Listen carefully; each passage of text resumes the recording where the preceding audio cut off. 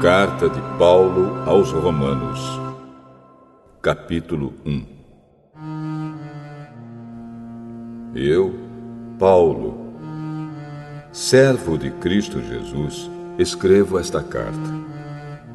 Deus me chamou e me separou para ser seu apóstolo, a fim de que eu anuncie a boa notícia do Evangelho de Deus.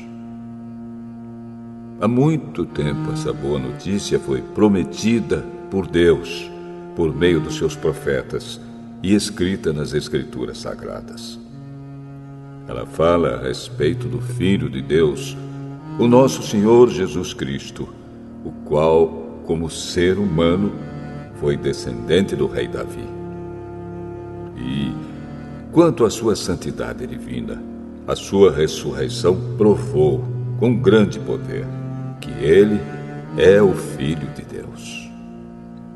Por meio de Cristo, Deus me deu a honra de ser apóstolo no serviço de Cristo para levar pessoas de todas as nações a crerem em Cristo e a serem obedientes a Ele. Entre essas pessoas estão vocês que moram em Roma, a quem Deus tem chamado para pertencerem a Jesus Cristo.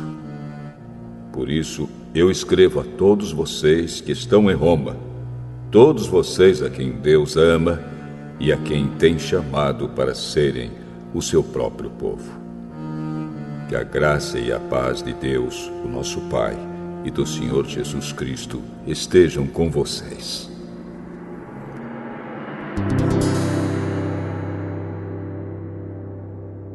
Em primeiro lugar, por meio de Jesus Cristo, dou graças ao meu Deus por todos vocês, pois no mundo inteiro se ouve falar a respeito da fé que vocês têm. Eu sirvo a Deus com todo o meu coração, anunciando a boa notícia a respeito do seu Filho. Deus é testemunha de que digo a verdade. Ele sabe que eu sempre lembro de vocês e oro por vocês. E peço a Deus que, se for da sua vontade, Ele faça com que agora eu possa ir visitá-los. Pois eu quero muito vê-los, a fim de repartir bênçãos espirituais com vocês para fortalecê-los, quer dizer, para que nos animemos uns aos outros por meio da fé que vocês e eu temos. Meus irmãos, quero que saibam que muitas vezes resolvi ir visitá-los, mas fui impedido até agora de fazer isso, pois eu gostaria que o meu trabalho produzisse resultados entre vocês também, como tem acontecido entre outros não-judeus. Pois é meu dever pregar a todos, tanto aos civilizados como aos não civilizados, tanto aos instruídos como aos sem instrução. É por isso que eu quero anunciar o Evangelho também a vocês que moram em Roma. Eu não me envergonho do Evangelho, pois ele é o poder de Deus para salvar todos os que creem, primeiro os judeus e também os não-judeus. Pois o Evangelho mostra como é que Deus nos aceita. É por meio da fé, do começo ao fim. Como dizem as Escrituras Sagradas, viverá aquele que, por meio da fé, é aceito por Deus.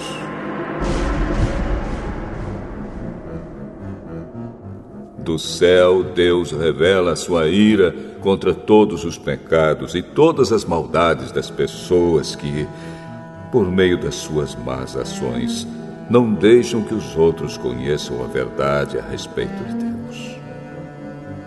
Deus castiga essas pessoas porque o que se pode conhecer a respeito de Deus está bem claro para elas, pois foi o próprio Deus que lhes mostrou isso.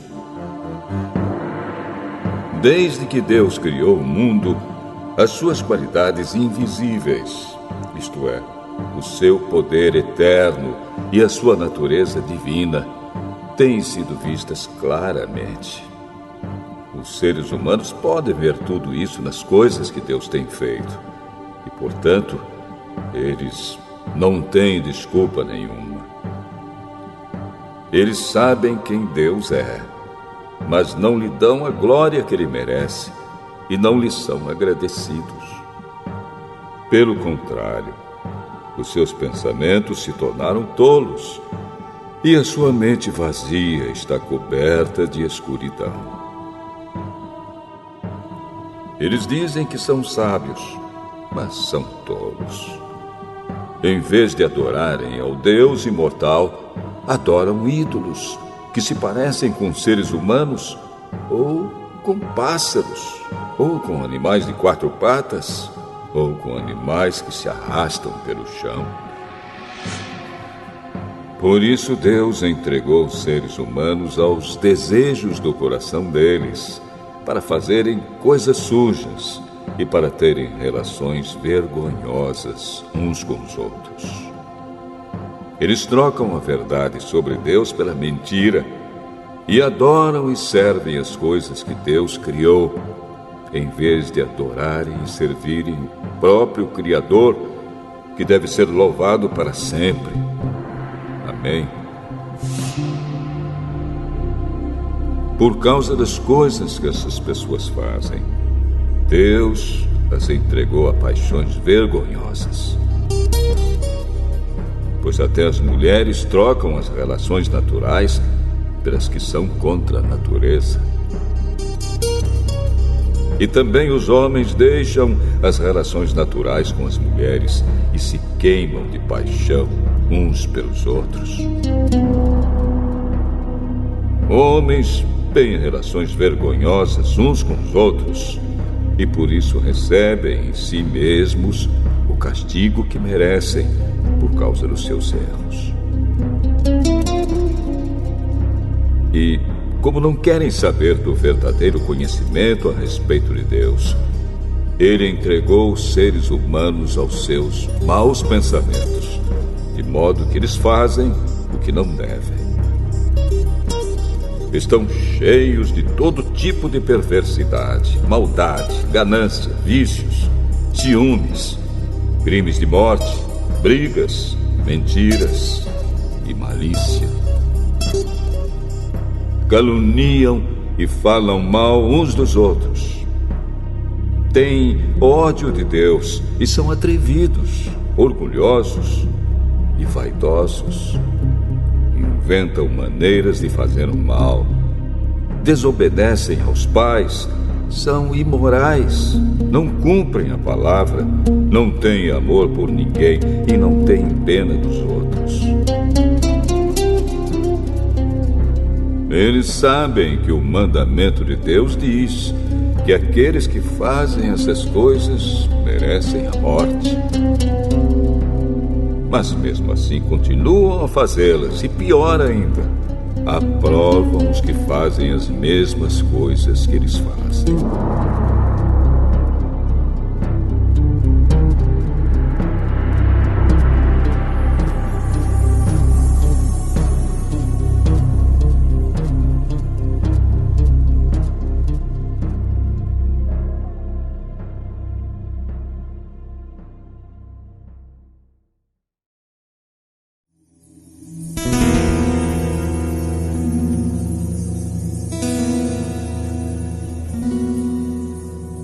Romanos, capítulo 2. Meu amigo, não importa quem você seja, você não tem desculpa quando julga os outros. Pois, quando você julga os outros, mas faz as mesmas coisas que eles fazem, você está condenando a você mesmo. Nós sabemos que Deus é justo quando condena os que fazem essas coisas. Mas você, que faz as mesmas coisas que condena nos outros, será que você pensa que escapará do julgamento de Deus? Ou será que você despreza a grande bondade, a tolerância e a paciência de Deus? Você sabe muito bem que Ele é bom e que quer fazer com que você mude de vida. Mas o seu coração é duro e teimoso. Por isso você está aumentando ainda mais o castigo que vai sofrer no dia em que forem revelados a ira e os julgamentos justos de Deus. Pois Ele recompensará cada um de acordo com o que fez. Deus dará a vida eterna às pessoas que perseveram em fazer o bem e buscam a glória, a honra e a vida imortal. Mas fará cair a sua ira e o seu castigo sobre os egoístas e sobre os que rejeitam o que é justo, a fim de seguir o que é mau. Haverá sofrimentos e aflições para todos os que fazem o mal. Primeiro para os judeus e também para os não-judeus. Mas Deus dará glória, honra e paz a todos os que fazem o bem, primeiro aos judeus e também aos não-judeus, pois Ele trata a todos com igualdade.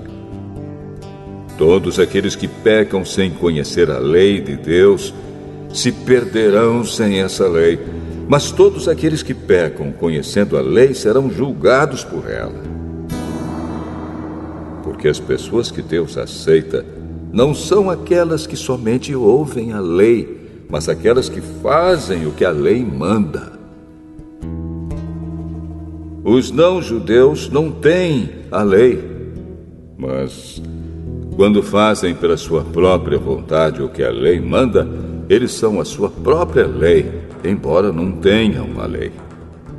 Eles mostram, pela sua maneira de agir, que têm a lei escrita no seu coração. A própria consciência deles mostra que isso é verdade. E os seus pensamentos, que às vezes os acusam e às vezes os defendem, também mostram isso. E de acordo com o evangelho que eu anuncio, assim será naquele dia em que Deus, por meio de Cristo Jesus, julgará os pensamentos secretos de todas as pessoas. O que dizer de você? Você diz que é judeu, confia na lei e se orgulha do Deus que você adora. Você sabe o que Deus quer que você faça e aprende na lei a escolher o que é certo. Você tem a certeza de que é guia dos cegos, luz para os que estão na escuridão, orientador dos que não têm instrução e professor dos jovens. Você está certo de que encontra na lei a apresentação completa do conhecimento e da verdade. Você que ensina os outros, por que é que não ensina a você mesmo? Se afirma que não se deve roubar, por que é que você mesmo rouba? Se você diz que não se deve cometer adultério, por que é que você mesmo comete adultério? Você odeia os ídolos, mas rouba as coisas dos templos. Você se orgulha de ter a lei de Deus, mas você é uma vergonha para Deus porque desobedece à sua lei. Pois as Escrituras Sagradas dizem: os não-judeus falam mal de Deus por causa de vocês, os judeus. A circuncisão tem valor se você, que é judeu, obedecer à lei. Porém, se não obedecer, é como se você não tivesse sido circuncidado. E se um homem que não foi circuncidado obedecer aos mandamentos da lei, Deus o tratará como se ele fosse circuncidado. Assim vocês, judeus, serão condenados pelos não-judeus, pois vocês desobedecem à lei, apesar de terem essa lei escrita e de serem circuncidados, enquanto que os não-judeus obedecem à lei, embora não sejam circuncidados. Portanto, eu pergunto: quem é judeu de fato e circuncidado de verdade. É claro que não é aquele que é judeu somente por fora e circuncidado só no corpo. Pelo contrário, o verdadeiro judeu é aquele que é judeu por dentro, aquele que tem o coração circuncidado. E isso é uma coisa que o Espírito de Deus faz e que a lei escrita não pode fazer. E o louvor que essa pessoa recebe não vem de seres humanos, mas vem de Deus.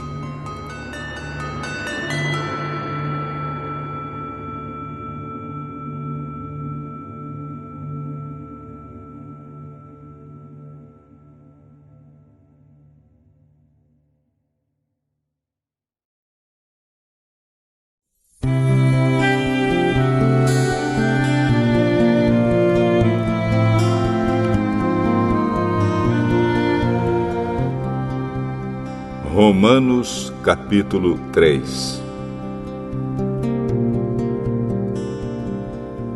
Então, qual é a vantagem de ser judeu? Será que ser circuncidado tem algum valor?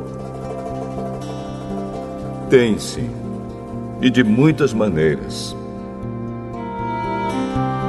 E a primeira vantagem é que Deus entregou a sua mensagem aos cuidados dos judeus. Mas, se alguns não foram fiéis, será que por isso Deus vai ser infiel? De modo nenhum. Que Deus continue a ser verdadeiro, mesmo que todas as pessoas sejam mentirosas, como dizem as Escrituras Sagradas a respeito dele. Que fique provado que tu tens razão quando falas e que sejas vencedor quando fores julgado. Mas se as injustiças que cometemos servem para mostrar que Deus age com justiça, o que é que podemos dizer? Que Deus é injusto quando nos castiga? Eu falo aqui como as pessoas costumam falar. É claro que não. Se Deus não fosse justo, como poderia julgar o mundo? Mas digamos que a minha mentira faz com que a verdade de Deus fique mais clara, aumentando assim a glória dele. Nesse caso, por que é que devo ainda ser condenado como pecador? Então por que não dizer: façamos o mal para que desse mal venha o bem? Na verdade, alguns têm me caluniado, dizendo que eu afirmo isso. Porém, eles serão condenados como merecem. Então, será que nós, os judeus, estamos em melhor situação do que os não-judeus? De modo nenhum. Já mostrei que todos, judeus e não-judeus, estão debaixo do poder do pecado. Como dizem as Escrituras Sagradas, não há uma só pessoa que faça o que é certo. Não há ninguém que tenha juízo. Não há ninguém que adore a Deus. Todos se desviaram do caminho certo. Todos se perderam. Não há mais ninguém que faça o bem. Não há ninguém mesmo. Todos mentem e enganam sem parar. Da língua deles saem mentiras perversas e dos seus lábios saem palavras de morte, como se fossem veneno de cobra.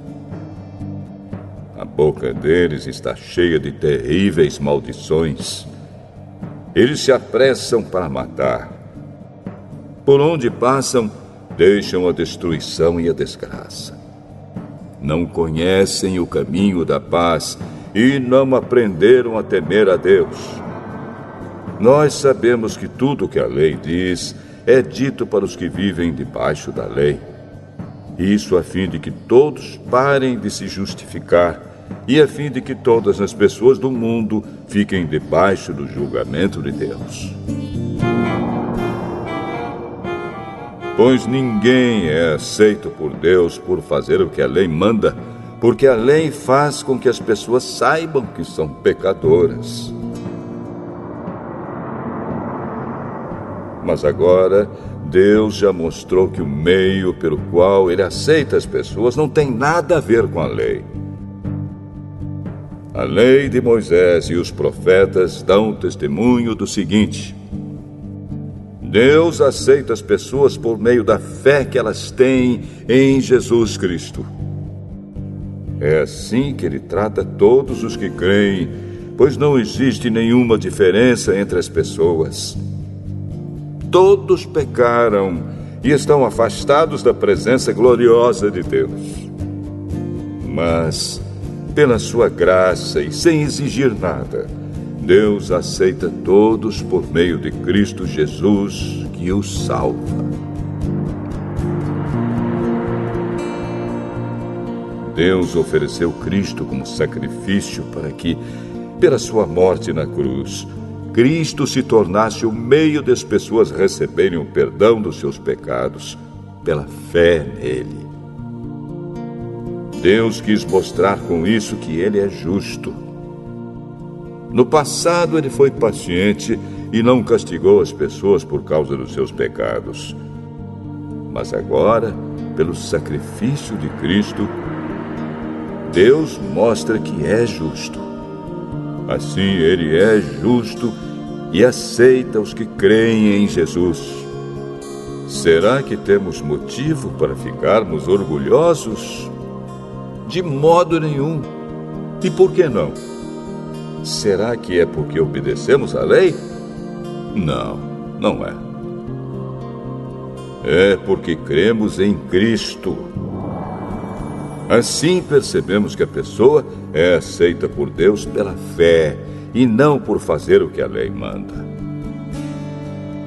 Ou será que Deus é somente Deus dos judeus? Será que não é também Deus dos não-judeus? Claro que é. Deus é um só e aceitará os judeus na base da sua fé e também aceitará os não-judeus por meio da fé que eles têm.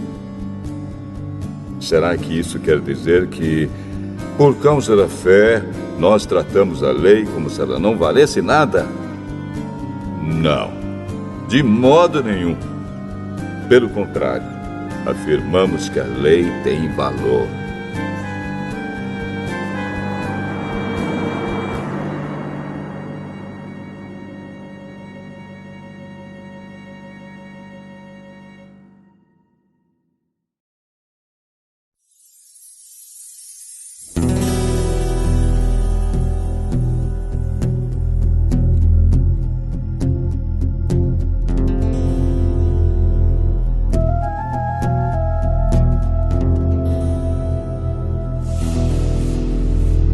Romanos, capítulo 4.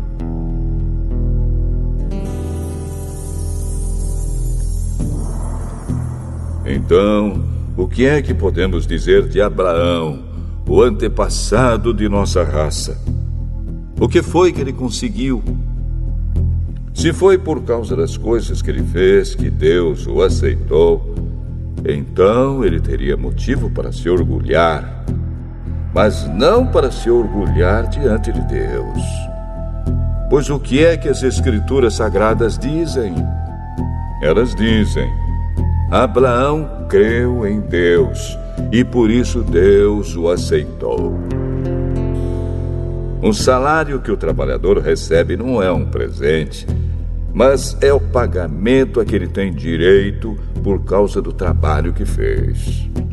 Porém, a pessoa que não põe a sua esperança nas coisas que faz, mas simplesmente crê em Deus, é a fé dessa pessoa que faz com que ela seja aceita por Deus, o Deus que trata o culpado como se ele fosse inocente. E isso foi o que Davi queria dizer quando falou da felicidade daqueles que Deus aceita, sem levar em conta o que eles fazem. Davi disse: Feliz aquele cujas maldades Deus perdoa e cujos pecados ele apaga. Feliz aquele que o Senhor não acusa de cometer pecado. Será que essa felicidade de que Davi falou existe somente para os que são circuncidados? É claro que não. Ela existe também para os que não são circuncidados. Pois já citamos as Escrituras Sagradas que dizem: Abraão creu em Deus e por isso Deus o aceitou. Quando foi que isso aconteceu? Foi antes ou depois de Abraão ser circuncidado? Foi antes e não depois. Ele foi circuncidado mais tarde. E a sua circuncisão foi um sinal para provar que Deus aceitou Abraão porque ele tinha fé. E isso aconteceu quando ele ainda não havia sido circuncidado. Assim, Abraão é o pai espiritual de todos os que creem em Deus e são aceitos por ele, mesmo que não sejam circuncidados. Ele é também o pai dos que são circuncidados. Não apenas porque são circuncidados, mas porque vivem a mesma vida de fé que Abraão, o nosso pai, viveu antes de ter sido circuncidado. Deus prometeu a Abraão e aos seus descendentes que o mundo ia pertencer a eles. Essa promessa foi feita não porque Abraão tinha obedecido à lei, mas porque ele havia crido em Deus e havia sido aceito por ele. Pois, se aqueles que obedecem à lei vão receber o que Deus prometeu, então a fé é inútil e a promessa de Deus não tem valor. Pois a lei traz o castigo de Deus. Mas, onde não existe lei, também não existe desobediência à lei. Portanto, a promessa de Deus depende da fé, a fim de que a promessa seja garantida como presente de Deus a todos os descendentes de Abraão. Ela não é somente para os que obedecem à lei, mas também para os que creem em Deus, como Abraão creu, pois ele é o pai espiritual de todos nós. Como dizem as Escrituras Sagradas: Eu fiz de você o pai de muitas nações. Assim a promessa depende de Deus, em quem Abraão creu, o Deus que ressuscita os mortos e faz com que exista o que não existia. Abraão teve fé e esperança, mesmo quando não havia motivo para ter esperança, e por isso ele se tornou o pai de muitas nações. Como dizem as Escrituras, os seus descendentes serão muitos. Abraão tinha quase 100 anos. Mas, mesmo quando ele pensou a respeito do seu corpo, que já estava como morto, ou quando lembrou que Sara não podia ter filhos, a sua fé não enfraqueceu.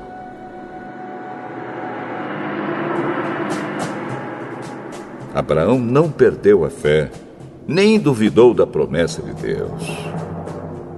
A sua fé o encheu de poder, e ele louvou a Deus porque tinha toda a certeza de que Deus podia fazer o que havia prometido. Por isso, Abraão, por meio da fé, foi aceito por Deus. As palavras "foi aceito" não falam somente dele.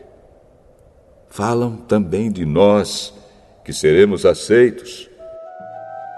Nós, os que cremos em Deus, o qual ressuscitou Jesus, o nosso Senhor. Jesus foi entregue para morrer por causa dos nossos pecados e foi ressuscitado, a fim de que nós fôssemos aceitos por Deus.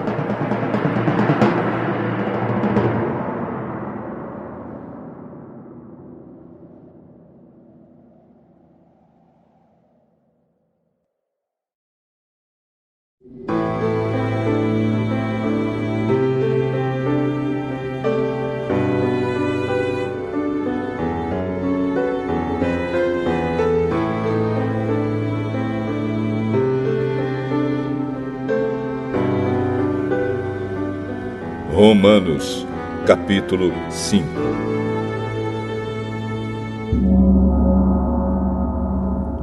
Agora que fomos aceitos por Deus pela nossa fé nele, temos paz com ele por meio do nosso Senhor Jesus Cristo. Foi Cristo quem nos deu, por meio da nossa fé, esta vida na graça de Deus. E agora continuamos firmes nessa graça e nos alegramos na esperança de participar da glória de Deus. E também nos alegramos nos sofrimentos, pois sabemos que os sofrimentos produzem a paciência. A paciência traz a aprovação de Deus e essa aprovação cria a esperança.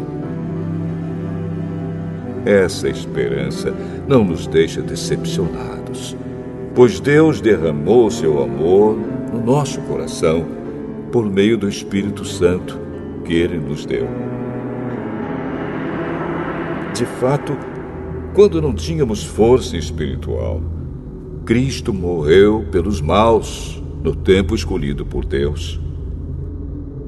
Dificilmente alguém aceitaria morrer por uma pessoa que obedece às leis. Pode ser que alguém tenha coragem para morrer por uma pessoa boa. Mas Deus nos mostrou o quanto nos ama. Cristo morreu por nós quando ainda vivíamos no pecado. E agora que fomos aceitos por Deus por meio da morte de Cristo na cruz, é mais certo ainda que ficaremos livres, por meio dele, do castigo de Deus. Nós éramos inimigos de Deus, mas ele nos tornou seus amigos por meio da morte do seu Filho. E agora que somos amigos de Deus, é mais certo ainda que seremos salvos pela vida de Cristo. E não somente isso, mas também nós nos alegramos por causa daquilo que Deus fez por meio do nosso Senhor Jesus Cristo, que agora nos tornou amigos de Deus. O pecado entrou no mundo por meio de um só homem, e o seu pecado trouxe consigo a morte. Como resultado, a morte se espalhou por toda a raça humana, porque todos pecaram. Antes da lei ser dada, já existia o pecado no mundo. Porém, quando não existe lei, Deus não leva em conta o pecado. Mas, desde o tempo de Adão até Moisés, a morte dominou todos os seres humanos, mesmo os que não pecaram como Adão, quando ele desobedeceu à ordem de Deus. Adão era a figura daquele que havia de vir. Mas existe uma diferença entre o pecado de Adão e o presente que Deus nos dá. De fato, muitos morreram por causa do pecado de um só homem, mas a graça de Deus é muito maior.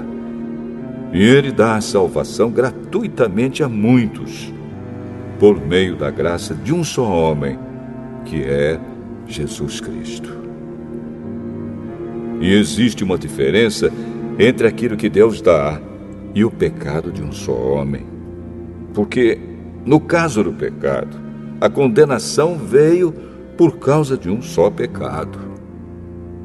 Porém, no caso da salvação, Deus perdoa os que têm cometido muitos pecados, embora não mereçam esse perdão. É verdade que, por causa de um só homem e por meio do seu pecado, a morte começou a dominar a raça humana. Mas o resultado do que foi feito por um só homem, Jesus Cristo, é muito maior. E todos aqueles que Deus aceita e que recebem como presente a sua imensa graça, reinarão na nova vida por meio de Cristo. Portanto, assim como um só pecado condenou todos os seres humanos, assim também um só ato de salvação liberta todos e lhes dá a vida.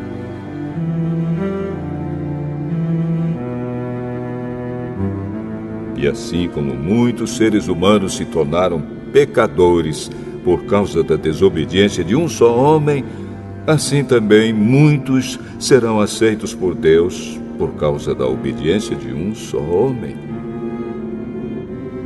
A lei veio para aumentar o mal, mas onde aumentou o pecado, a graça de Deus aumentou muito mais ainda. E isso aconteceu a fim de que, assim como o pecado dominou e trouxe a morte, assim também a graça de Deus, que o leva a aceitar as pessoas, dominasse e trouxesse a vida eterna.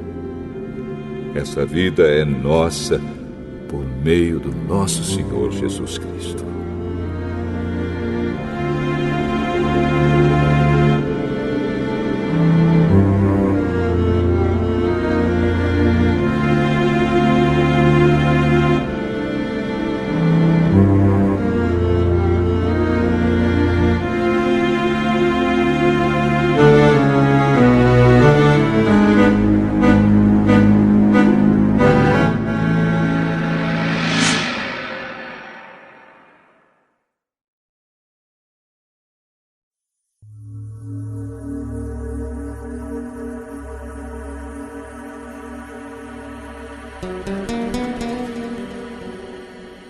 Romanos capítulo 6.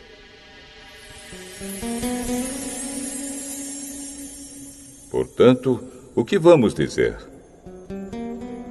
Será que devemos continuar vivendo no pecado para que a graça de Deus aumente ainda mais? É claro que não. Nós já morremos para o pecado. Então, como podemos continuar vivendo nele? Com certeza vocês sabem que, quando fomos batizados para ficarmos unidos com Cristo Jesus, fomos batizados para ficarmos unidos também com a sua morte. Assim, quando fomos batizados, fomos sepultados com ele por termos morrido junto com ele.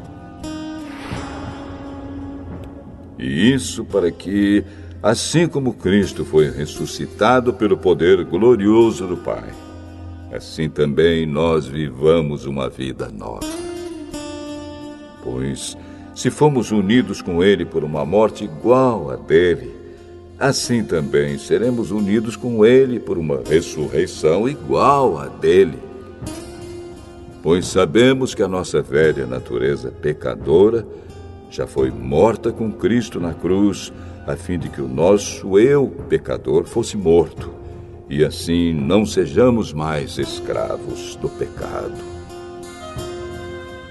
Pois quem morre fica livre do poder do pecado. Se já morremos com Cristo, cremos que também viveremos com Ele. Sabemos que Cristo foi ressuscitado e nunca mais morrerá, pois a morte não tem mais poder sobre ele. A sua morte foi uma morte para o pecado e valeu de uma vez por todas. E a vida que ele vive agora é uma vida para Deus.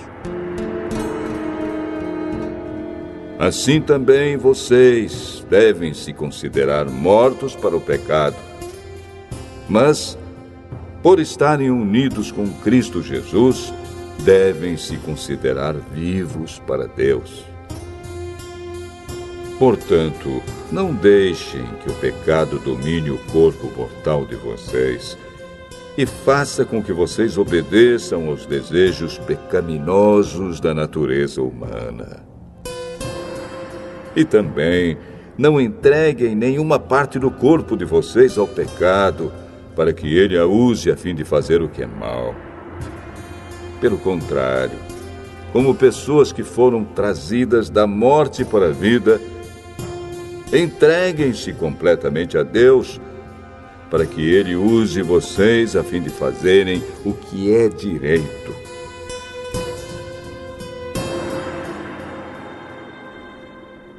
O pecado não dominará vocês, pois vocês não são mais controlados pela lei, mas pela graça de Deus. O que é que isso quer dizer? Vamos continuar pecando porque não somos mais controlados pela lei, mas pela graça de Deus? É claro que não.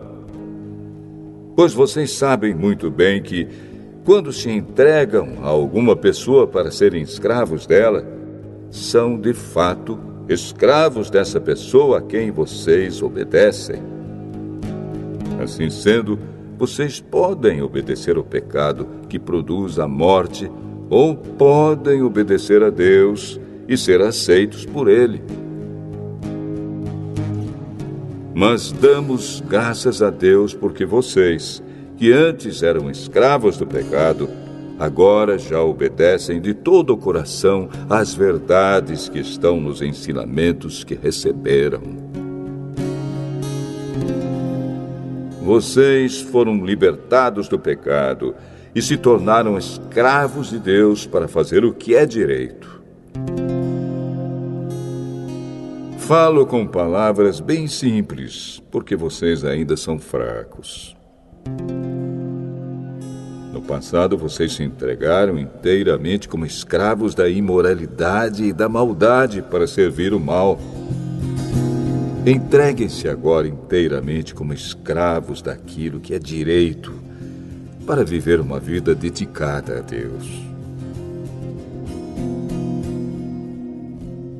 Quando eram escravos do pecado, vocês não faziam o que é direito.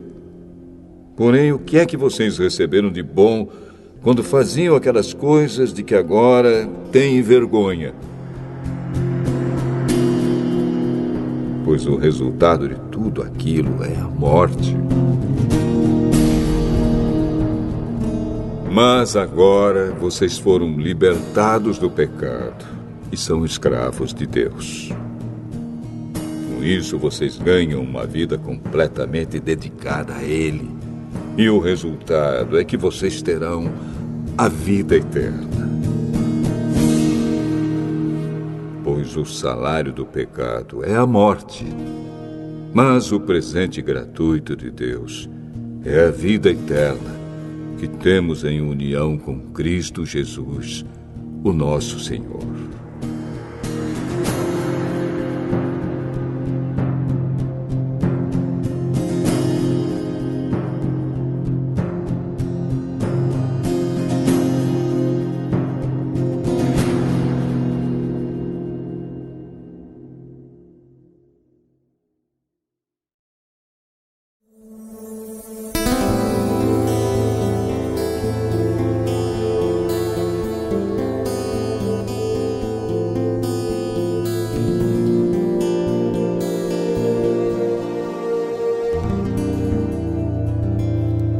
Romanos, capítulo 7. Meus irmãos, vocês todos podem compreender muito bem o que vou dizer. Vocês conhecem as leis e sabem que elas só têm poder sobre uma pessoa enquanto essa pessoa está viva. Por exemplo, a mulher casada está ligada pela lei ao marido enquanto ele estiver vivo. Mas, se ele morrer, ela estará livre da lei que a liga ao marido. De modo que, se ela viver com outro homem enquanto o marido estiver vivo, ela será chamada de adúltera. Mas, se o marido morrer, ela estará legalmente livre e não cometerá adultério se casar com outro homem. O mesmo acontece com vocês, meus irmãos. Do ponto de vista da lei, vocês também já morreram, pois são parte do corpo de Cristo. E agora pertencem a Ele, que foi ressuscitado para que nós possamos viver uma vida útil no serviço de Deus. Pois, quando vivíamos de acordo com a nossa natureza humana, os maus desejos despertados pela lei agiam em todo o nosso ser e nos levavam para a morte. Porém, agora estamos livres da lei porque já morremos para aquilo que nos mantinha prisioneiros. Por isso somos livres para servir a Deus, não da maneira antiga, obedecendo à lei escrita, mas da maneira nova, obedecendo ao Espírito de Deus. O que vamos dizer então? Que a própria lei é pecado? É claro que não. Mas foi a lei que me fez saber o que é pecado. Pois eu não saberia o que é a cobiça se a lei não tivesse dito: não cobice. Porém, o pecado se aproveitou dessa lei para despertar em mim todo tipo de cobiça. Porque, se não existe a lei, o pecado é uma coisa morta. Pois houve um tempo em que eu não conhecia a lei e estava vivo. Mas, quando fiquei conhecendo o mandamento, o pecado começou a viver e eu morri. E o próprio mandamento que me devia trazer a vida me trouxe a morte. Porque o pecado, aproveitando a oportunidade dada pelo mandamento, me enganou. E por meio do mandamento, me matou. Assim a lei vem de Deus. E o mandamento também vem de Deus. Diz o que é certo e é bom. Então será que o que é bom me levou à morte? É claro que não. Foi o pecado que fez isso. Pois o pecado, usando o que é bom, me trouxe a morte para que ficasse bem claro aquilo que o pecado realmente é. E assim, por meio do mandamento, o pecado se mostrou mais terrível ainda. Sabemos que a lei é divina, mas eu sou humano e fraco e fui vendido ao pecado para ser seu escravo. Eu não entendo o que faço, pois não faço o que gostaria de fazer. Pelo contrário, faço justamente aquilo que odeio. Se faço o que não quero, isso prova que reconheço que a lei diz o que é certo. E isso mostra que, de fato, já não sou eu quem faz isso, mas o pecado que vive em mim é que faz. Pois eu sei que aquilo que é bom não vive em mim, isto é, na minha natureza humana, porque, mesmo tendo dentro de mim a vontade de fazer o bem, eu não consigo fazê-lo. Pois não faço o bem que quero, mas justamente o mal que não quero fazer é que eu faço. Mas, se faço o que não quero, já não sou eu quem faz isso, mas o pecado que vive em mim é que faz. Assim eu sei que o que acontece comigo é isto. Quando quero fazer o que é bom, só consigo fazer o que é mal. Dentro de mim, eu sei que gosto da lei de Deus. Mas vejo uma lei diferente agindo naquilo que faço. Uma lei que luta contra aquela que a minha mente aprova. Ela me torna prisioneiro da lei do pecado que age no meu corpo. Como sou infeliz! Quem me livrará deste corpo que me leva para a morte? Que Deus seja louvado, pois Ele fará isso por meio do nosso Senhor Jesus Cristo. Portanto, esta é a minha situação. No meu pensamento, eu sirvo a lei de Deus, mas na prática, sirvo a lei do pecado.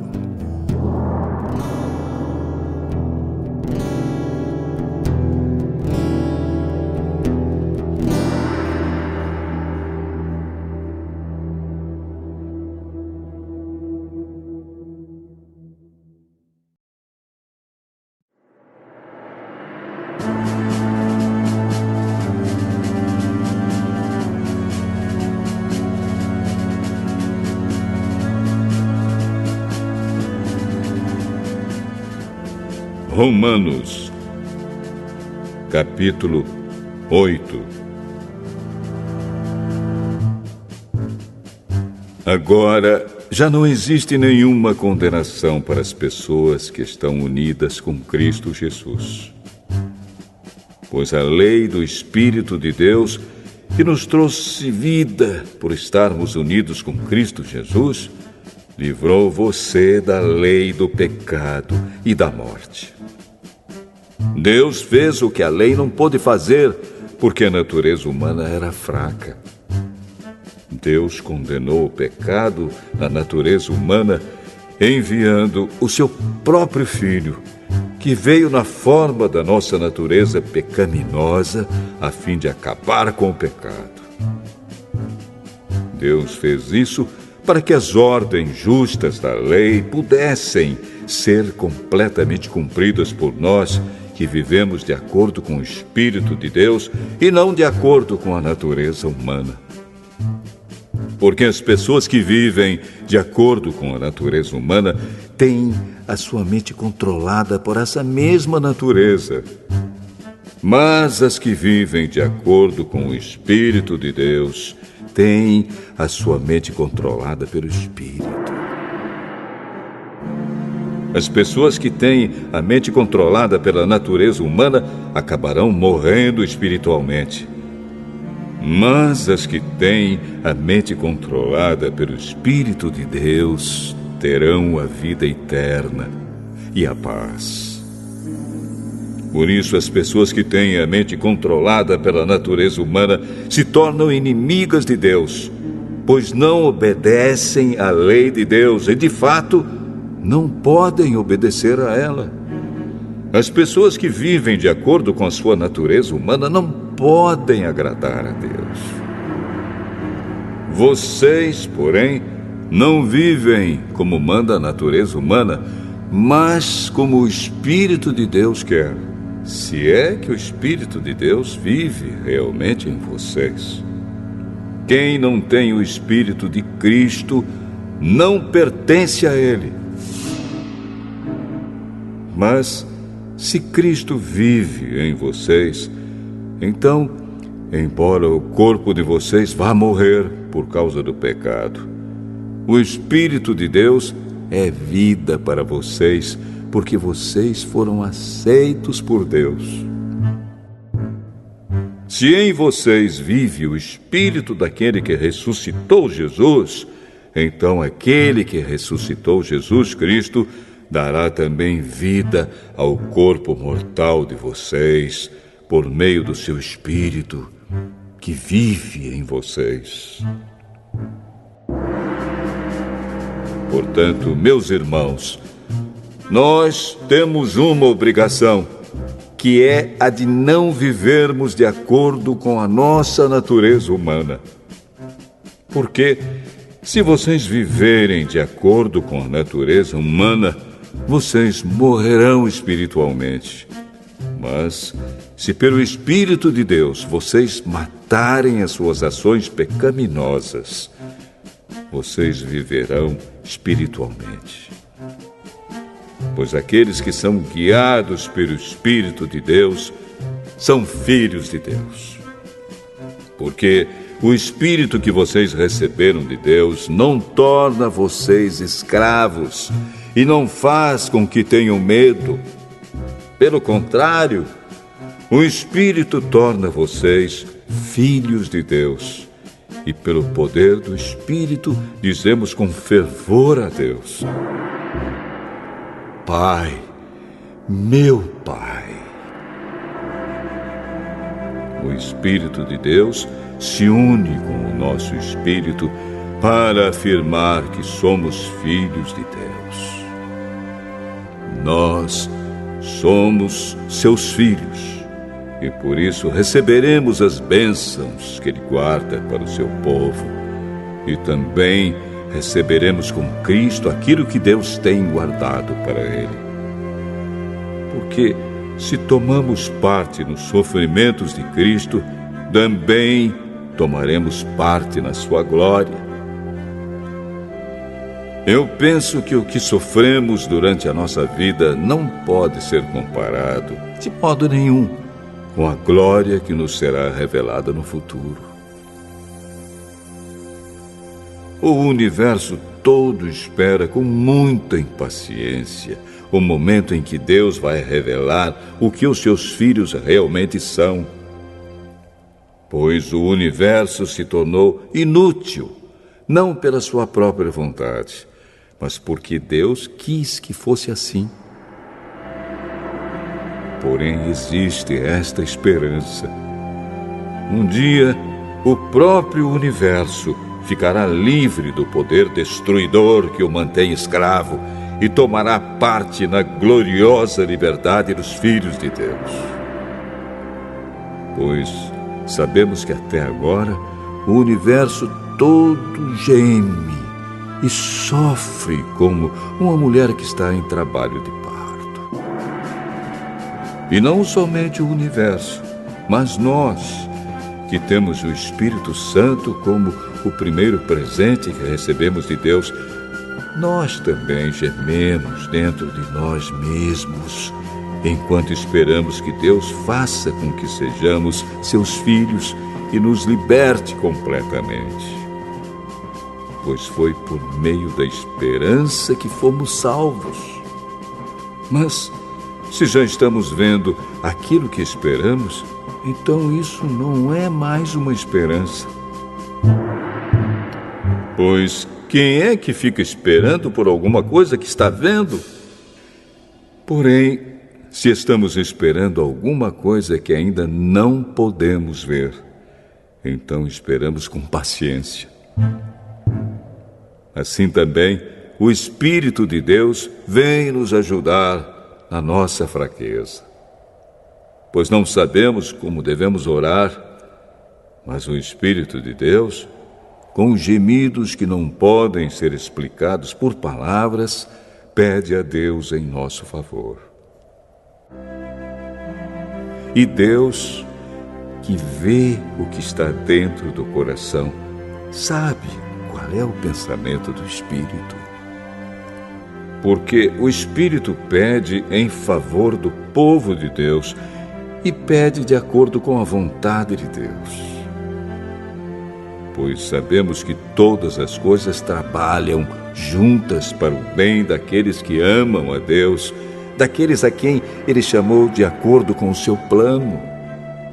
Porque aqueles que já tinham sido escolhidos por Deus, Ele também separou a fim de se tornarem parecidos com o seu Filho. Ele fez isso para que o Filho fosse o primeiro entre muitos irmãos. Assim Deus chamou os que havia separado. Não somente os chamou, mas também os aceitou. E não somente os aceitou, mas também repartiu a sua glória com eles. Diante de tudo isso, o que mais podemos dizer?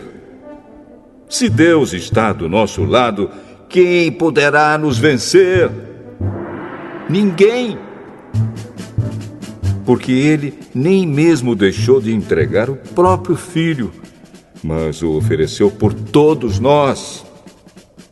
Se Ele nos deu o seu Filho, será que não nos dará também todas as coisas? Quem acusará aqueles que Deus escolheu? Ninguém! Porque o próprio Deus declara que eles não são culpados. Será que alguém poderá condená-los? Ninguém! Pois foi Cristo Jesus quem morreu, ou melhor, quem foi ressuscitado e está à direita de Deus. E Ele pede a Deus em favor de nós. Então, quem pode nos separar do amor de Cristo? Serão os sofrimentos, as dificuldades, a perseguição, a fome, a pobreza, o perigo ou a morte? Como dizem as Escrituras Sagradas, por causa de ti estamos em perigo de morte o dia inteiro. Somos tratados como ovelhas que vão para o matadouro. Em todas essas situações, temos a vitória completa por meio daquele que nos amou. Pois eu tenho a certeza de que nada pode nos separar do amor de Deus. Nem a morte, nem a vida, nem os anjos, nem outras autoridades ou poderes celestiais, nem o presente, nem o futuro, nem o mundo lá de cima, nem o mundo lá de baixo. Em todo o universo não há nada que possa nos separar do amor de Deus, que é nosso por meio de Cristo Jesus, o nosso Senhor.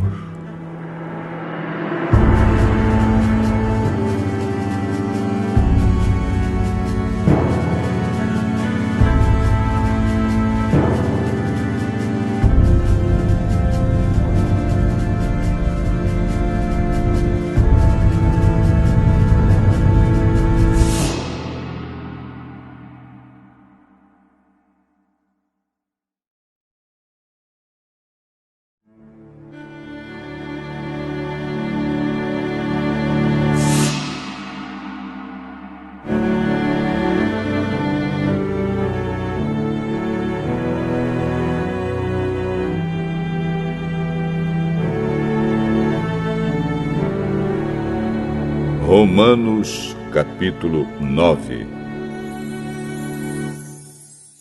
O que eu digo é verdade. Sou de Cristo e não minto. Pois a minha consciência, que é controlada pelo Espírito Santo, também me afirma que não estou mentindo. Sinto uma grande tristeza e uma dor sem fim no coração por causa do meu povo, que é a minha raça e meu sangue. Para o bem desse povo, eu mesmo poderia desejar receber a maldição de Deus e ficar separado de Cristo. Eles são um povo escolhido por Deus. Ele os tornou seus filhos e repartiu a sua glória com eles. Deus fez suas alianças com eles e lhes deu a lei, a verdadeira maneira de adorar e as promessas. Eles são descendentes dos patriarcas. E como ser humano, Cristo pertence à raça deles. Que Cristo, que é o Deus que governa todos, seja louvado para sempre. Amém. Eu não estou dizendo que a promessa de Deus tenha falhado. De fato, nem todos os israelitas fazem parte do povo de Deus. Nem todos os descendentes de Abraão são filhos de Deus. Pois Deus disse a Abraão: por meio de Isaque é que você terá os descendentes que eu lhe prometi. Isso quer dizer que os que são considerados como os verdadeiros descendentes de Abraão são aqueles que nasceram como resultado da promessa de Deus e não os que nasceram de modo natural. Pois, quando fez a promessa, Deus disse a Abraão o seguinte: no tempo certo eu voltarei e Sara, sua mulher, terá um filho. E mais ainda, os 2 filhos de Rebeca tinham o mesmo pai, o nosso antepassado Isaque. Mas, para que a escolha de um deles fosse completamente de acordo com o plano de Deus, o próprio Deus disse a Rebeca: o mais velho será dominado pelo mais moço. Disse isso antes de eles nascerem e antes de fazerem qualquer coisa, boa ou má. Assim ficou confirmado que é de acordo com o seu plano que Deus escolhe aqueles que Ele quer chamar, sem levar em conta o que eles tenham feito. Como dizem as Escrituras Sagradas: eu escolhi Jacó, mas rejeitei Esaú. O que vamos dizer então? Que Deus é injusto? De modo nenhum. Pois Ele disse a Moisés: terei misericórdia de quem eu quiser, terei pena de quem eu desejar. Portanto, tudo isso depende não só do que as pessoas querem ou fazem, mas somente da misericórdia de Deus.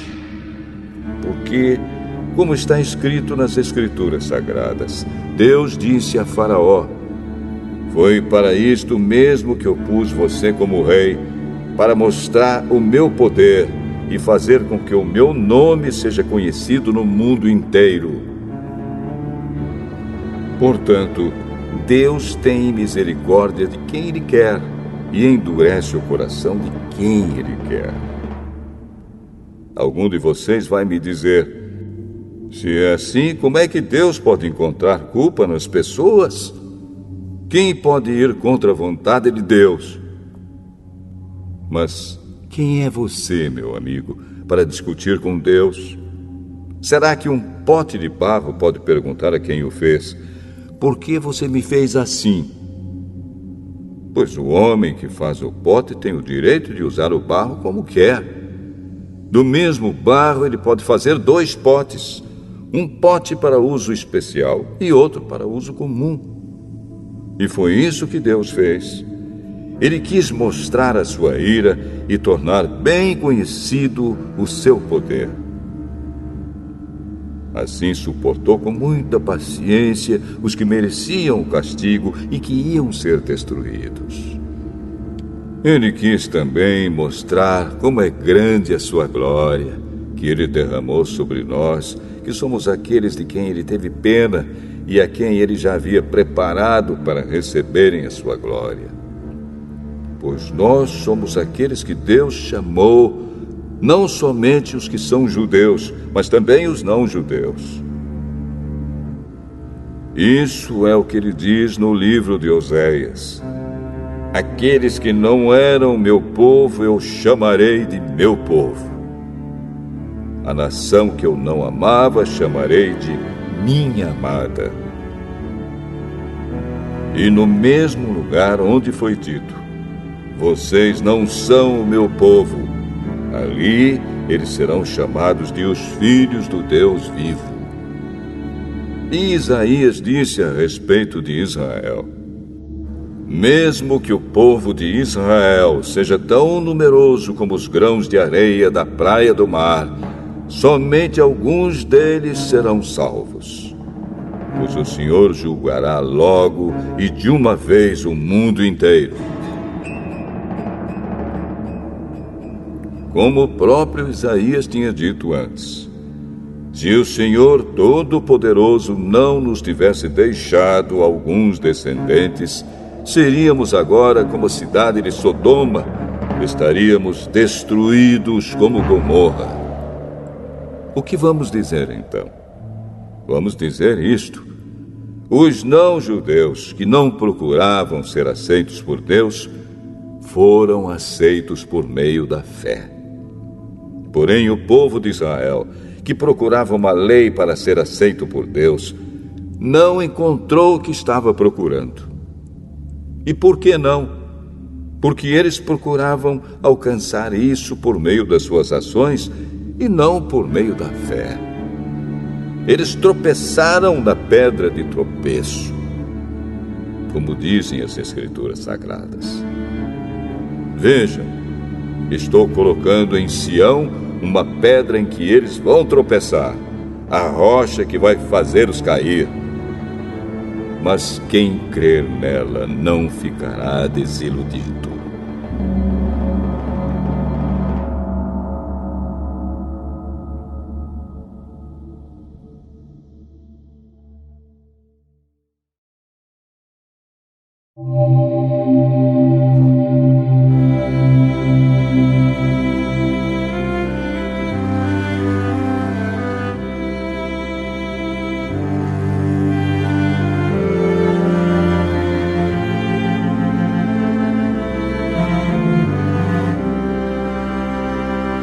Romanos, capítulo 10.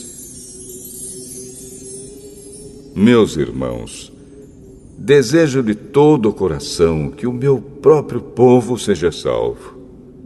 E peço a Deus em favor deles, porque eu sou testemunha de que eles são muito dedicados a Deus. Mas a dedicação deles não está baseada no verdadeiro conhecimento, pois eles não conhecem a maneira como Deus aceita as pessoas e assim têm procurado conseguir isso da sua própria maneira. Eles rejeitaram o modo de Deus aceitar as pessoas, porque com Cristo a lei chegou ao fim, e assim os que creem é que são aceitos por Deus. Pois o que Moisés escreveu a respeito de as pessoas serem aceitas por Deus pela obediência à lei foi isto: viverá aquele que fizer o que a lei manda. Porém, quanto a ser aceito por Deus por meio da fé, Moisés diz o seguinte: não fique pensando assim: quem vai subir até o céu? Isto é, para trazer Cristo do céu. Nem pergunte: quem descerá ao mundo lá de baixo? Isto é, para fazer com que Cristo suba do mundo dos mortos. O que Moisés diz é isto: a mensagem de Deus está perto de você, nos seus lábios e no seu coração. Isto é, a mensagem de fé que anunciamos. Se você disser com a sua boca: Jesus é Senhor, e no seu coração crer que Deus ressuscitou Jesus,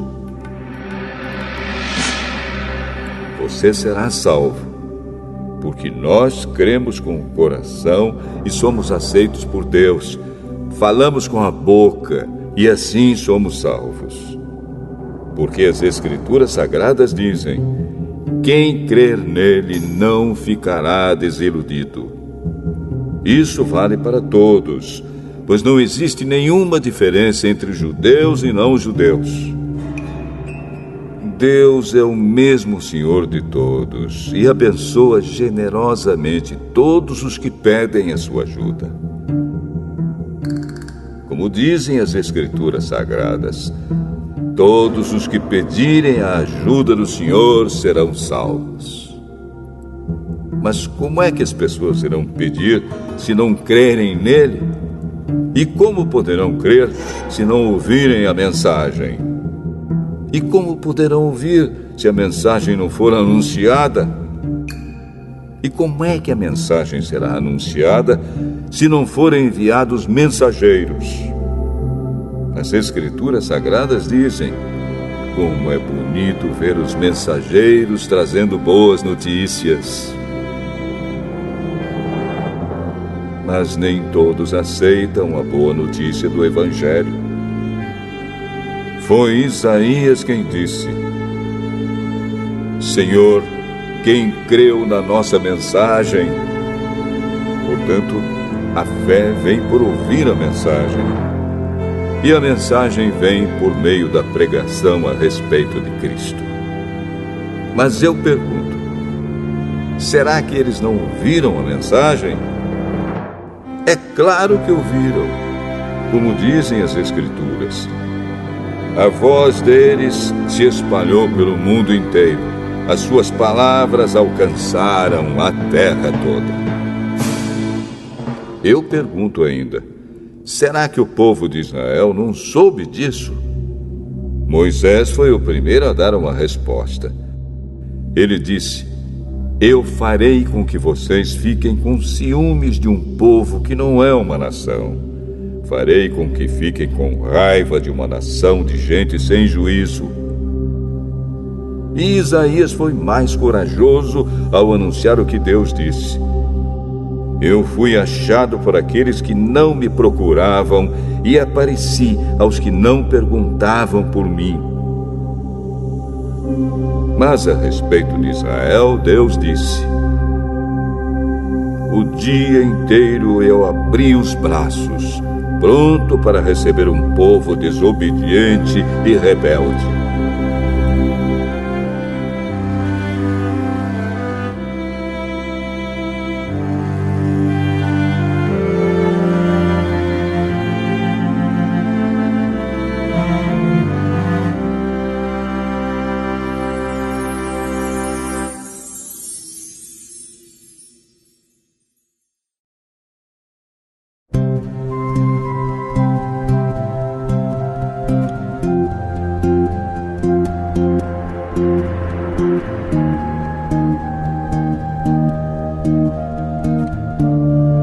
Romanos, capítulo 11.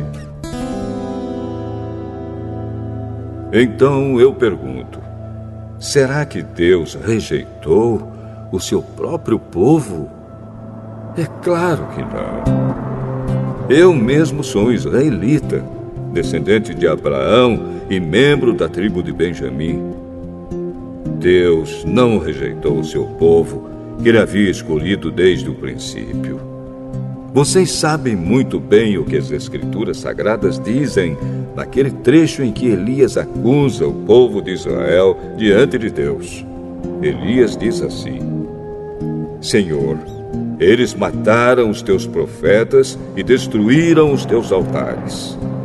Eu sou o único que sobrou e eles estão querendo me matar. O que foi que Deus disse a ele? Ele disse: eu guardei para mim 7.000 homens que não adoraram o Deus Baal. A mesma coisa também acontece agora. Isto é, por causa da graça de Deus, ainda existe um pequeno número daqueles que ele escolheu. Essa escolha se baseia na graça de Deus e não no que eles fizeram. Porque se a escolha de Deus se baseasse no que as pessoas fazem, então a sua graça não seria a verdadeira graça. E isso quer dizer que não foi o povo de Israel que encontrou o que estava procurando. Quem encontrou foi apenas um pequeno grupo que Deus escolheu. Os outros não quiseram ouvir o chamado de Deus. Como dizem as Escrituras Sagradas, Deus endureceu o coração e a mente deles, deu-lhes olhos que não podem ver e ouvidos que não podem ouvir até o dia de hoje. E Davi disse que nas suas festas eles sejam apanhados e enganados, que eles caiam e sejam castigados. Oh Deus, faze com que eles fiquem cegos e que fiquem sempre curvados debaixo do peso das suas dificuldades. Agora eu pergunto: quando os judeus tropeçaram, será que eles caíram para nunca mais se levantarem? É claro que não. Mas porque eles pecaram, a salvação veio para os não-judeus, para fazer com que os judeus ficassem com ciúmes deles. O pecado dos judeus trouxe grandes bênçãos para o mundo, e a sua pobreza espiritual trouxe ricas bênçãos para os não-judeus. Então, quando se completar o número de judeus que voltarão para Deus, as bênçãos serão muito maiores ainda. Agora estou falando a vocês que não são judeus. Enquanto eu for o apóstolo dos não-judeus, terei orgulho do meu trabalho. Talvez eu possa fazer com os que são da minha própria raça fiquem com ciúmes, e assim seja possível salvar alguns deles. Porque quando os judeus foram rejeitados, o resto do mundo se tornou amigo de Deus. O que acontecerá então quando eles forem aceitos? Os que estiverem mortos receberão a vida. Pois se o primeiro pão assado depois da colheita é dedicado a Deus, isso quer dizer que todos os outros pães também são dedicados a Ele. E se as raízes de uma árvore são oferecidas a Deus, os galhos também são dele. Alguns galhos da oliveira cultivada foram quebrados, e um galho de oliveira brava foi enxertado nela.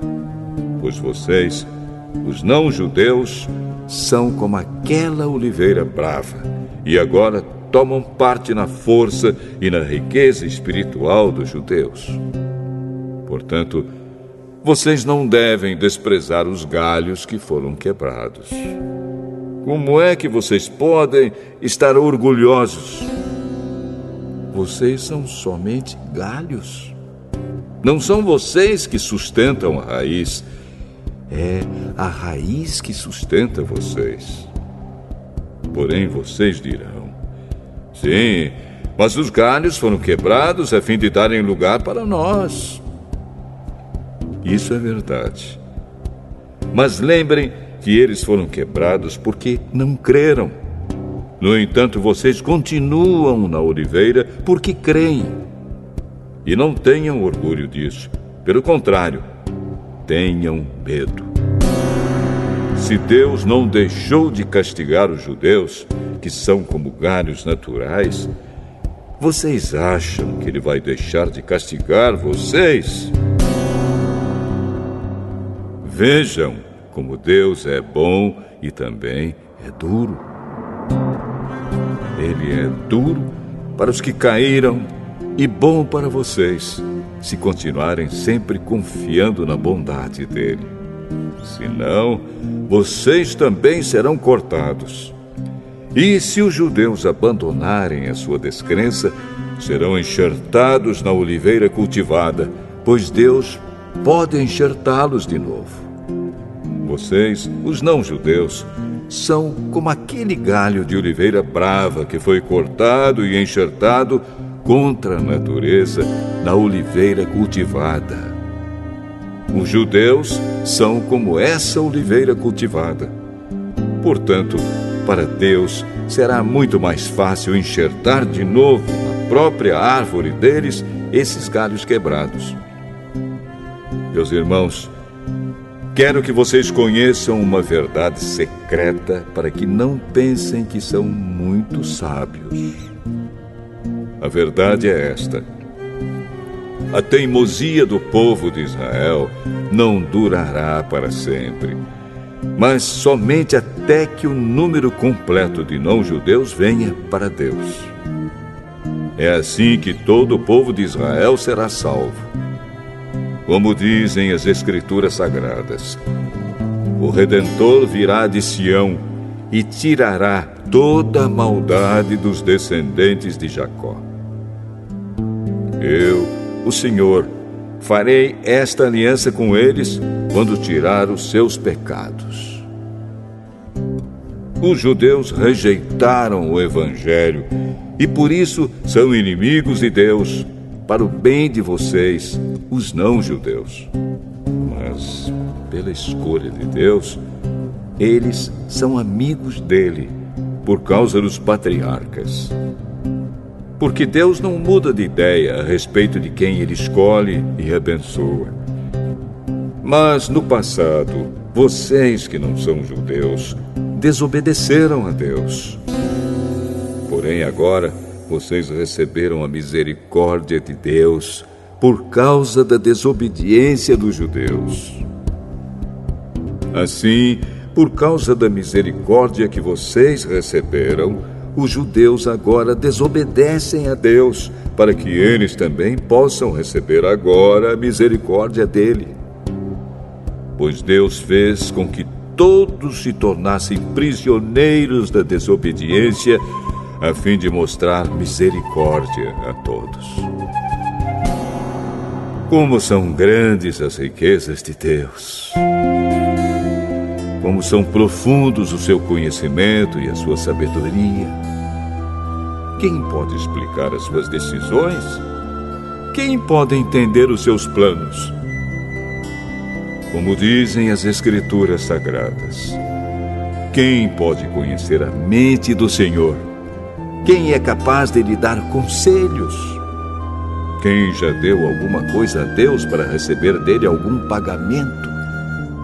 Pois todas as coisas foram criadas por ele, e tudo existe por meio dele e para ele. Glória a Deus para sempre. Amém.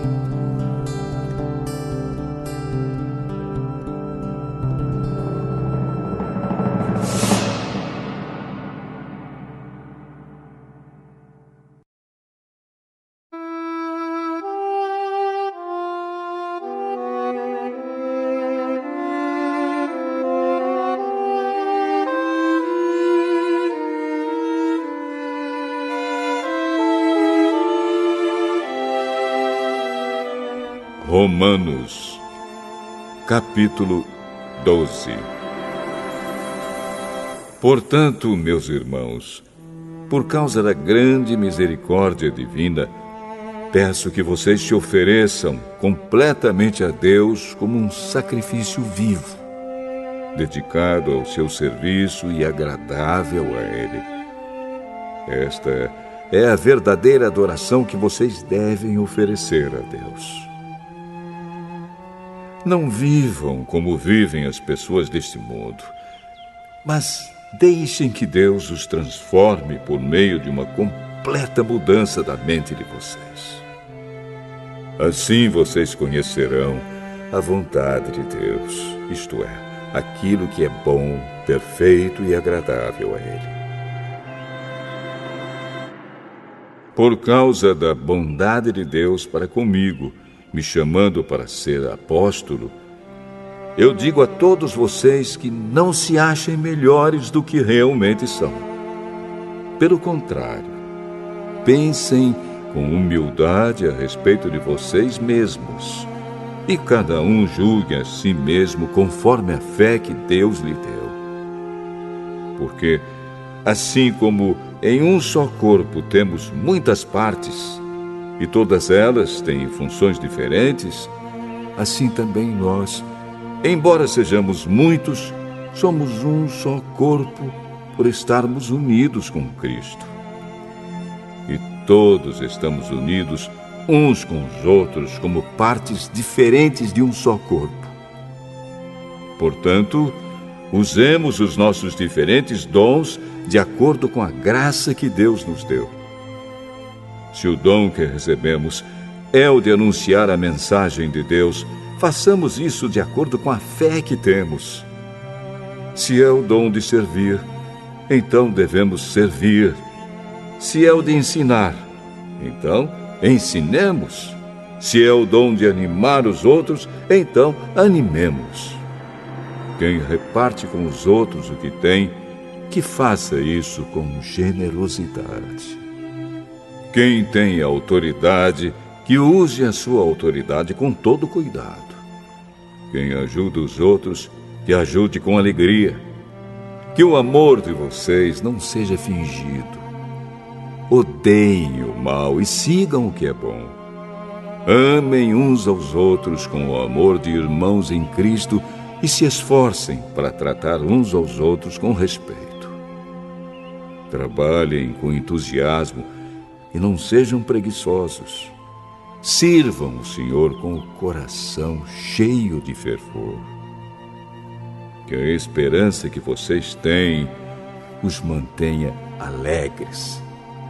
Aguentem com paciência os sofrimentos e orem sempre. Repartam com os irmãos necessitados o que vocês têm e recebam os estrangeiros nas suas casas. Peçam que Deus abençoe os que perseguem vocês. Sim, peçam que Ele abençoe e não que amaldiçoe. Alegrem-se com os que se alegram e chorem com os que choram. Tenham por todos o mesmo cuidado. Não sejam orgulhosos, mas aceitem serviços humildes. Que nenhum de vocês fique pensando que é sábio. Não paguem a ninguém o mal com o mal. Procurem agir de tal maneira que vocês recebam a aprovação dos outros. No que depender de vocês, façam todo o possível para viver em paz com todas as pessoas. Meus queridos irmãos, nunca se vinguem de ninguém. Pelo contrário, deixem que seja Deus quem dê o castigo, pois as Escrituras Sagradas dizem: eu me vingarei, eu acertarei contas com eles, diz o Senhor. Mas façam como dizem as Escrituras. Se o seu inimigo estiver com fome, dê comida a ele. Se estiver com sede, dê água.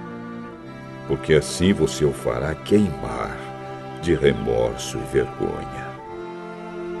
Não deixem que o mal vença vocês, mas vençam o mal com o bem.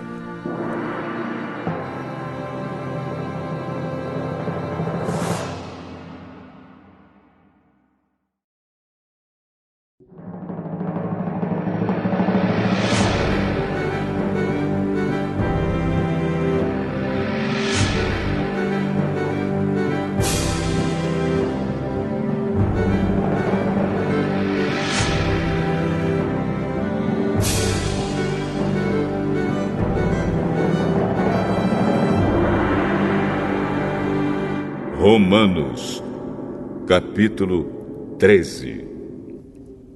Obedeçam às autoridades todos vocês, pois nenhuma autoridade existe sem a permissão de Deus, e as que existem foram colocadas nos seus lugares por Ele. Assim, quem se revolta contra as autoridades está se revoltando contra o que Deus ordenou, e os que agem desse modo serão condenados. Somente os que fazem o mal devem ter medo dos governantes, e não os que fazem o bem. Se você não quiser ter medo das autoridades, então faça o que é bom, e elas o elogiarão, porque as autoridades estão a serviço de Deus para o bem de você. Mas se você faz o mal, então tenha medo, pois as autoridades, de fato, têm poder para castigar. Elas estão a serviço de Deus e trazem o castigo deles sobre os que fazem o mal. É por isso que você deve obedecer às autoridades, não somente por causa do castigo de Deus, mas também porque a sua consciência manda que você faça isso. É por isso também que vocês pagam impostos, pois quando as autoridades cumprem os seus deveres, elas estão a serviço de Deus. Portanto, paguem ao governo o que é devido. Paguem todos os seus impostos e respeitem e honrem todas as autoridades. Não fiquem devendo nada a ninguém. A única dívida que vocês devem ter é a de amar uns aos outros. Quem ama os outros está obedecendo à lei. Os seguintes mandamentos: não cometa adultério, não mate, não roube, não cobice. Esses e ainda outros mais são resumidos num mandamento só: ame os outros como você ama a você mesmo. Quem ama os outros não faz mal a eles. Portanto, amar é obedecer a toda a lei.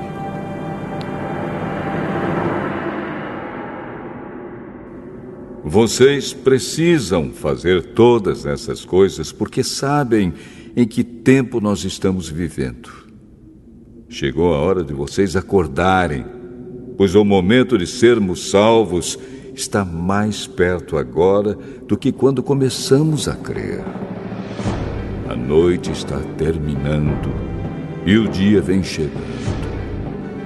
Por isso, paremos de fazer o que pertence à escuridão e peguemos as armas espirituais para lutar na luz.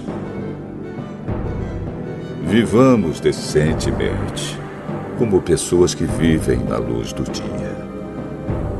Nada de farras ou bebedeiras, nem imoralidade ou indecência, nem brigas ou ciúmes.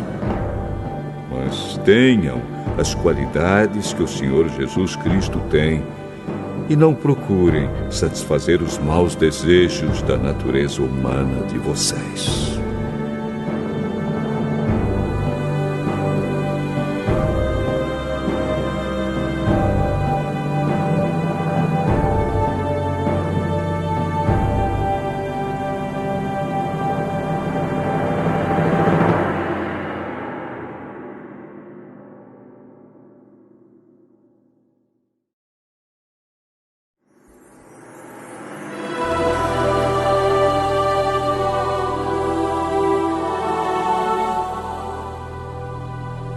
Romanos, capítulo 14. Aceitem entre vocês quem é fraco na fé, sem criticar as opiniões dessa pessoa. Por exemplo, algumas pessoas creem que podem comer de tudo, mas quem é fraco na fé come somente verduras e legumes. Quem come de tudo não deve desprezar quem não faz isso. E quem só come verduras e legumes não deve condenar quem come de tudo, pois Deus o aceitou. Quem é você para julgar o escravo de alguém? Se ele vai vencer ou fracassar, isso é da conta do dono dele. E ele vai vencer porque o Senhor pode fazê-lo vencer. Algumas pessoas pensam que certos dias são mais importantes do que outros, enquanto que outras pessoas pensam que todos os dias são iguais. Cada um deve estar bem firme nas suas opiniões.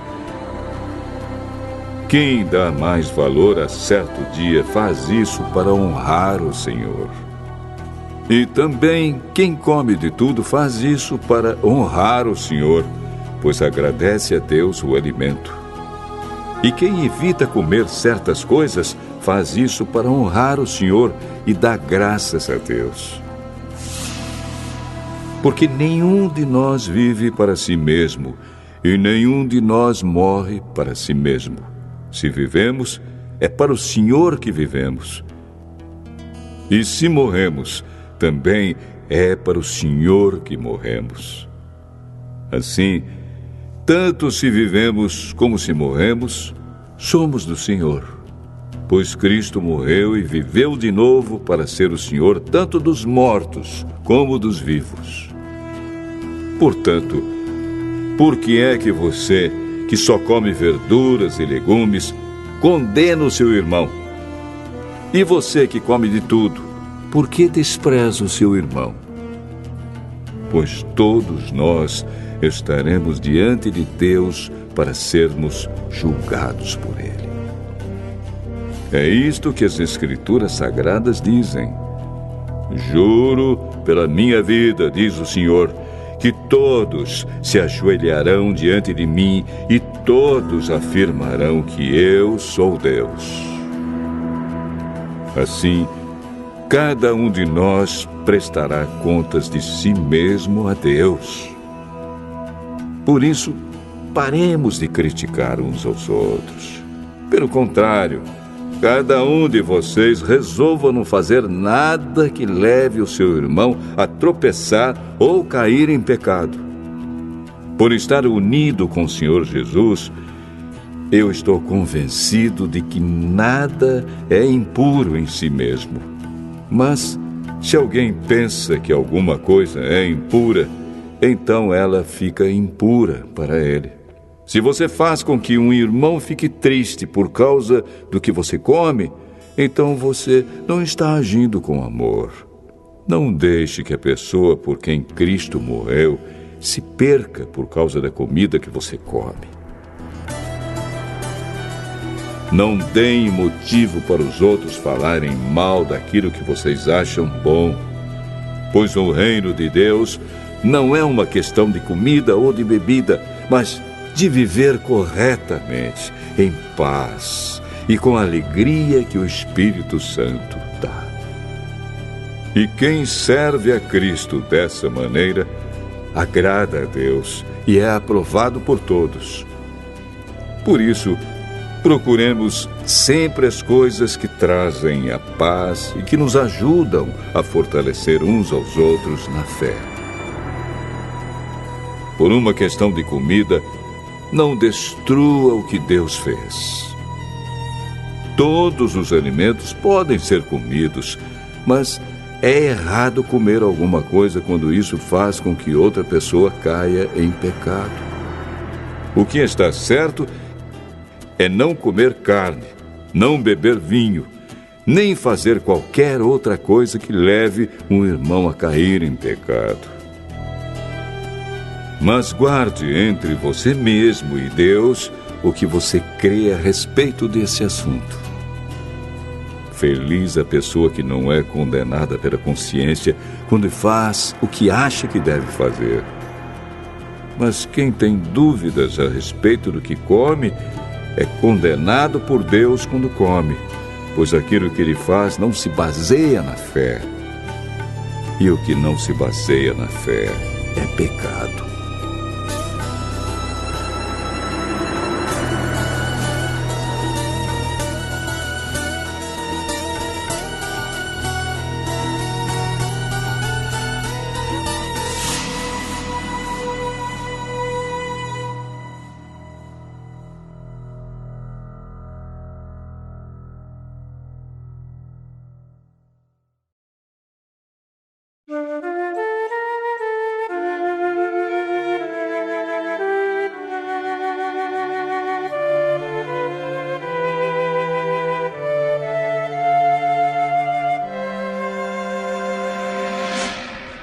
Romanos, capítulo 15.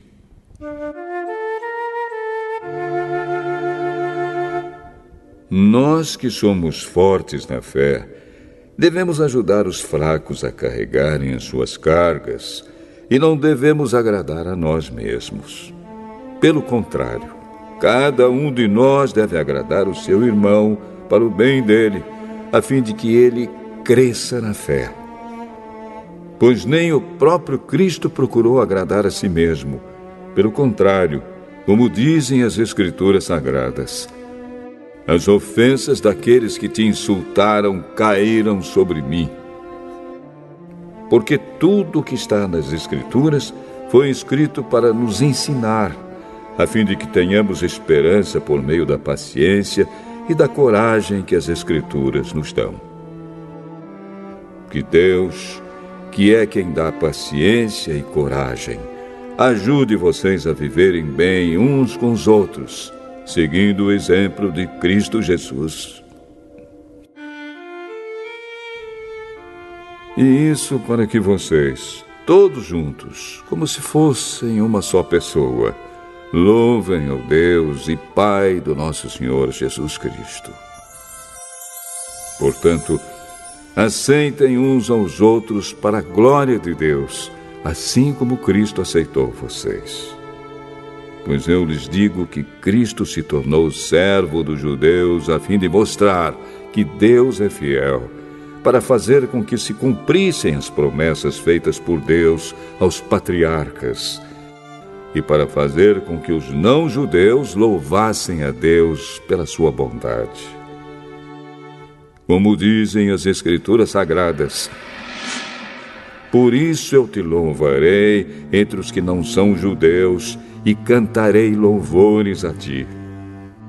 Elas dizem também, vocês que não são judeus, alegrem-se com o povo escolhido de Deus. E dizem ainda, todos os que não são judeus, louvem o Senhor, que todos os povos o louvem. E também Isaías diz, virá um descendente do rei Davi, filho de Jessé. Ele aparecerá para governar os que não são judeus, e eles terão esperança nele. Que Deus, que nos dá essa esperança, encha vocês de alegria e de paz, por meio da fé que vocês têm nele, a fim de que a esperança de vocês aumente pelo poder do Espírito Santo.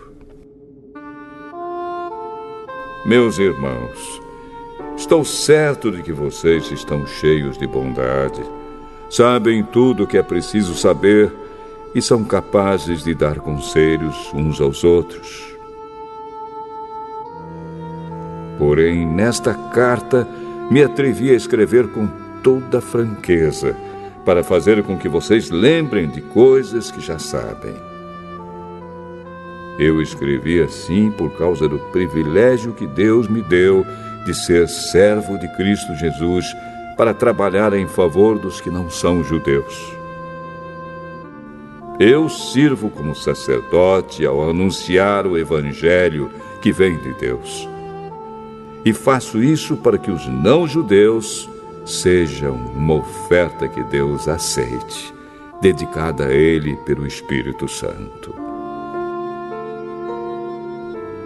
Portanto, por estar unido com Cristo Jesus, posso me orgulhar do serviço que faço para Deus.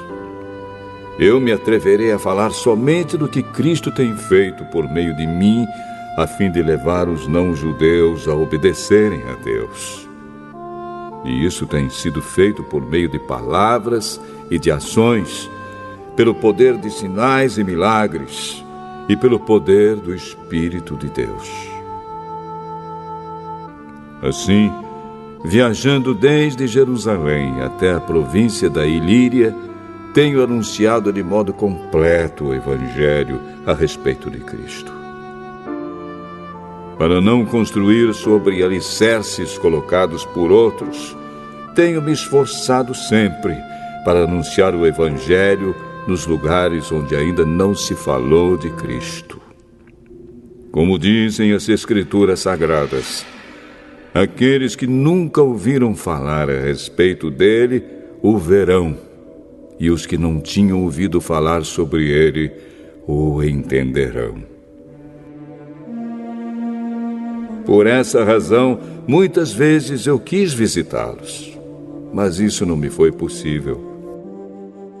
Porém, já que terminei o meu trabalho nessas regiões, e como há muitos anos tenho pensado em ver vocês, espero fazer isso agora. Gostaria de vê-los quando fizer a minha viagem para a Espanha. Gostaria também que vocês me ajudassem a ir até lá, depois de eu ter o prazer de estar com vocês por algum tempo. Mas agora vou a Jerusalém a serviço do povo de Deus que vive ali. Pois as igrejas das províncias da Macedônia e da Acaia resolveram dar uma oferta para ajudar as pessoas do povo de Deus em Jerusalém que estão necessitadas. Os próprios cristãos da Macedônia e da Acaia resolveram fazer isso, mas, de fato, eles têm a obrigação de ajudar aqueles necessitados.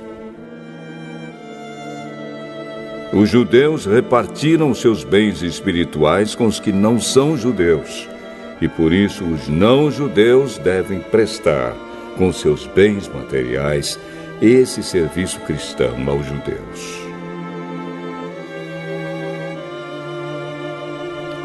Depois que eu terminar esse trabalho e que entregar toda a oferta que foi recolhida para eles, viajarei para a Espanha e no caminho visitarei vocês. E sei que, quando for visitá-los, levarei comigo muitas bênçãos de Cristo. Eu peço, irmãos, pelo nosso Senhor Jesus Cristo e pelo amor que o Espírito dá, que me ajudem, orando com fervor por mim. Orem para que eu escape das pessoas da Judéia que não creem em Cristo e também para que a ajuda que eu vou levar a Jerusalém seja bem aceita pelo povo de Deus que vive ali. E assim, se Deus quiser, chegarei aí em Roma cheio de alegria e lhes farei uma visita que me dará um novo ânimo. E que Deus, a nossa fonte de paz, esteja com todos vocês. Amém.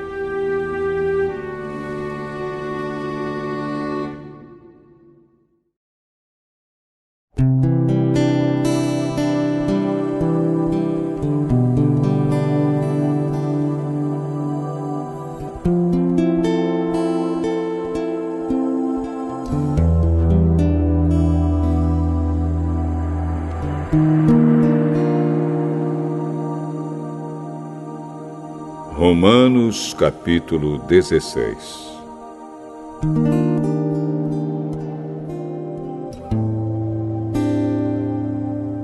Eu recomendo a vocês a nossa irmã Febe, que é a diaconisa da igreja de Cencreia.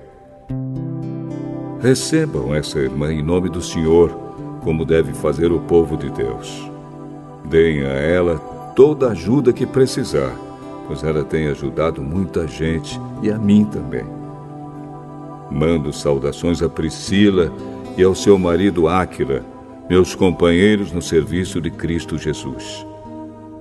Eles arriscaram a sua vida por mim. Sou muito agradecido a eles. E não somente eu, mas também todas as igrejas dos que não são judeus. Saudações também à igreja que se reúne na casa deles. Saudações ao meu querido amigo Epêneto, que foi o primeiro a crer em Cristo na província da Ásia. Saudações a Maria, que tem trabalhado muito por vocês. Saudações a Andrônico e a irmã Júnia, meus patrícios judeus, que estiveram comigo na prisão. Eles são apóstolos bem conhecidos e se tornaram cristãos antes de mim. Saudações a Ampliato, meu querido irmão no Senhor, e também a Urbano, nosso companheiro de trabalho no serviço de Cristo, e ao meu querido amigo Estaques. Saudações a Apeles, o irmão que tem dado muitas provas da sua fé em Cristo. Saudações ao pessoal da família de Aristóbulo. Saudações a Herodião, meu patrício judeu, e aos irmãos no Senhor da família de Narciso. Saudações a Trifena e a Trifosa, irmãs que trabalham no serviço do Senhor, e a minha querida amiga Pérside, que também tem trabalhado muito para o Senhor. Mando saudações a Rufo, trabalhador que tem se destacado no serviço do Senhor, e a mãe dele, que sempre me tratou como filho. Saudações aos irmãos Asíncrito, Flegonte, Hermes, Pátrobas, Hermas e a todos os irmãos que estão com eles.